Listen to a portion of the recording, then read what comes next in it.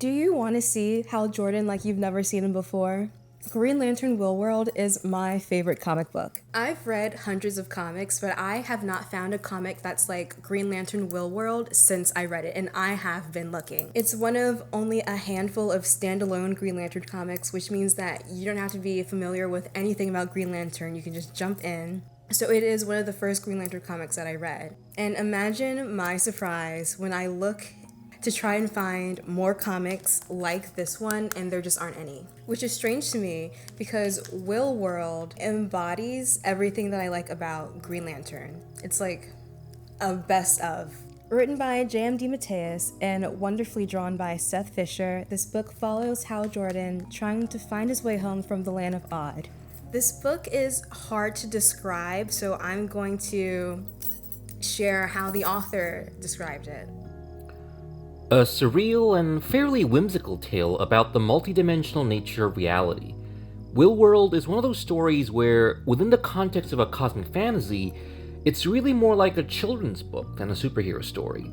I was able to share my views on life, the universe, and everything. Okay, I don't want to spoil anything for you, but I'll give you the broad strokes. So Hal has amnesia. He doesn't know anything. He doesn't know where he is. He doesn't know his name. He doesn't know that he's Green Lantern, but he knows that he has to help people.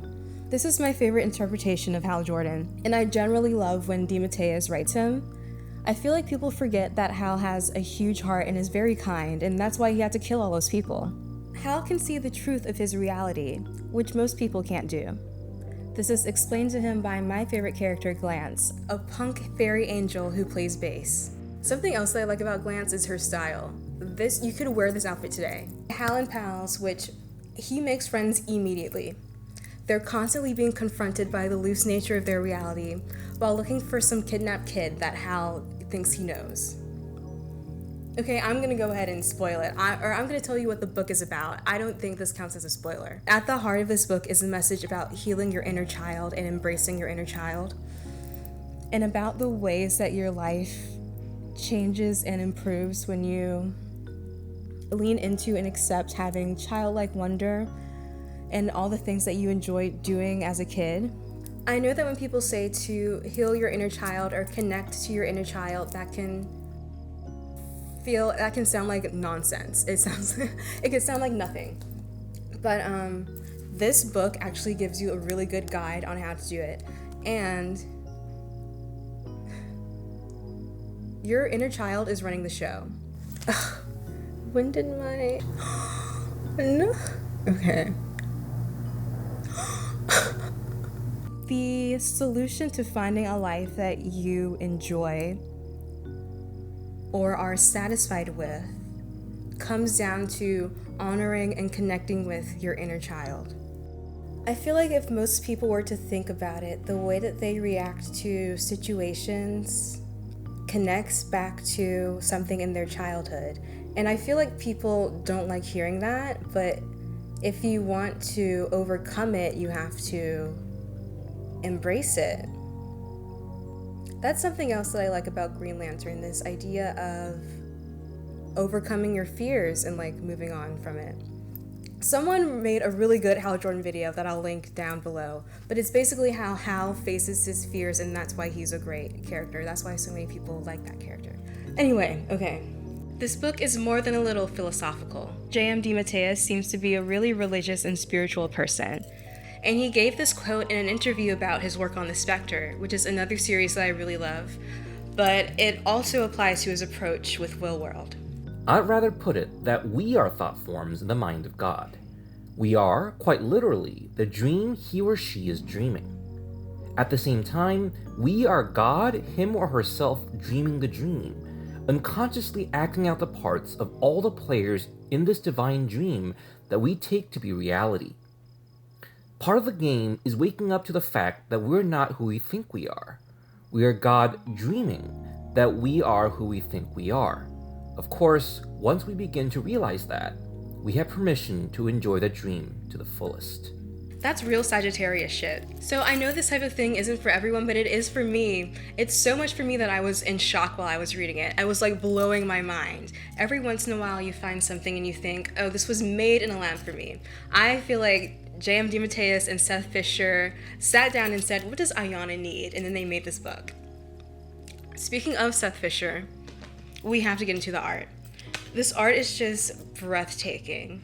I've never seen art like this. It's so cool. It's so fun. Seth Fisher was really one of a kind. And the book was actually his idea. Or Fisher approached DC with some art samples and a pitch, and all the specifics came in later. So this didn't even have to be a Green Lantern story. It just ended up that way. I have a Seth Fisher quote for you. We wanted to make a book where I could squeeze my imagination for everything it was worth, and Green Lantern just seemed to have the most potential that way. But when I say this book embodies my favorite things about Green Lantern, I mean it hits at the heart of the conceit of Green Lantern, which is that you can create anything. You can do anything, whatever you believe is true, and the only limits are in your mind. And the more you look at life with kindness and love and acceptance, the easier it is to manifest these things into your life. Now, I just said something really beautiful and true, but I need you to know that I know that the Green Lantern Corps is an allegory for the United States military, and that there is no beauty to be found within that institution. And that's also, you can see that with the forever wars that the Green Lantern Corps are constantly getting involved in. But I believe I titled this video something like, this is what Green Lantern should be. And so that's what I believe that Green Lantern should be. There's so much potential with these comics to encourage people to think differently, but instead we see like a reflection of our reality, which is like the aliens are somehow xenophobic. If you want to know more about my thoughts on the current Green Lantern Corps, you can follow me on League of Comic Geeks, where I'm very active. I think, generally speaking, people underestimate the amount of good that can be done for all when they focus on themselves. Meaning that when you focus on yourself, it reflects out around you, and other people benefit from it. What I'm speaking about here is the idea of not being able to give from an empty cup. If we all were secure enough and satisfied with ourselves to be able to give from our overflow instead of like giving what we don't have, we would all be able to live in that abundance instead of fighting over what we think is a lack of resources. I hope I'm making sense. I do think it's funny that my favorite Green Lantern story has almost nothing to do with Green Lantern, or at least with the lore. This book feels fully realized. Or honestly, this book feels like magic. It feels like exactly what the creators wanted it to be. And it seems like this happened because there was next to no oversight from DC Comics. The scripts were very loose, on the order of, here's a city with lots of different architecture with a giant head in the middle. I would start drawing. Once JM came back and added in text in a more concrete way, I would then go back and ink the pages, often adding details that seemed to relate to the text better. It is a cool way to work if you are comfortable taking chances. I was very impressed with how willing my editor Joey Cavalieri was to just let me run with this book. While this is a standalone story, it makes references to other comics, which makes it more rewarding. Once you read more comics, you can come back and read this and see little Easter eggs that you didn't know before. Like Hal not liking to drink, or his love of cowboys, or his tiny friend Trigger that follows him around the story. Hal loves a tiny friend. Bring back Itty. Would you all believe that I recorded that entire video and the file was corrupted? So I paid a service to recover the file, and did you know that it only recovered that portion? Do not record anything on photo booth. Anyway, this book is something special. If you've heard of willworld, then you know it's notoriously hard to find. You can probably order it offline, but there's something about going into a shop and picking up a copy for yourself. I didn't want to order this off of Amazon. I wanted to find it in the wild. I searched all over the West Side. I could not find this book. I had to find it in France. And then after that, I think I got the only one in LA. I bought that for my little brother. So if you're looking in LA, you might be shit out of luck. So I don't know what to tell you. No, it's probably here. It has to be. I didn't check every comic book shop in the city. But I also wanted to point out that this book does not scan. Both times that I bought this book, they kept trying to scan it and it just wouldn't scan, so they had to manually input the price. So that's what I mean when I say that there's something about this book. Maybe it's just, but I've never had that problem. This book just puts me in a good mood. I believe in this book. I believe in the message behind this book. And I really didn't spoil anything. So if you're someone who can't do spoilers, even though I believe that the best books, the best TV shows, the best movies can still be enjoyed when you know what's going to happen, I did not tell you anything about this book. Not really. Not any of the plot points. I hope you understand how much I love this book. I hope you read this book. I hope you get something out of it. I think it's important right now and forever to dream, and this book will unlock something in you.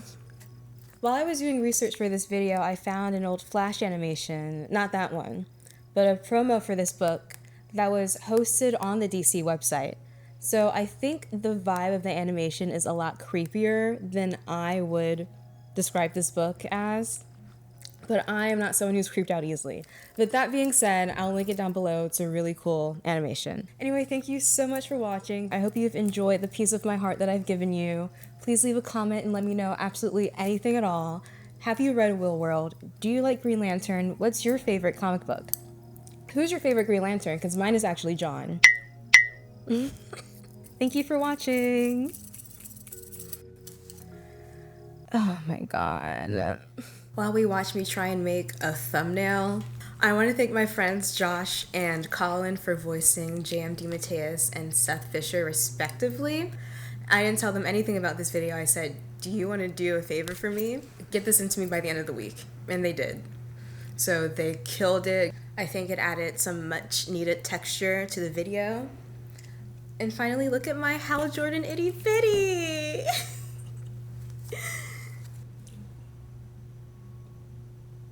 Okay.